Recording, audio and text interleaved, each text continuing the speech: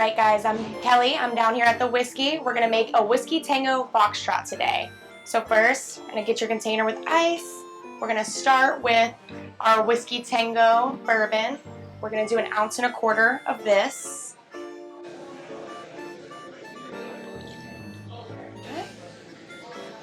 And then we're going to add in our cherry liqueur, just this here.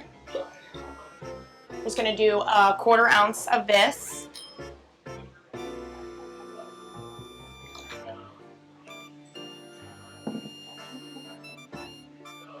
Alright, we'll just do a dash of simple syrup. And then 1 ounce of pineapple juice. I'm going to give this a shake.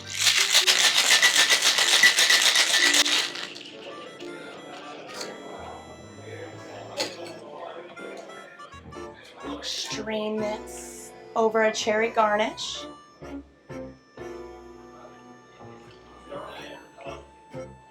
And there you have it, Whiskey Tango Trot.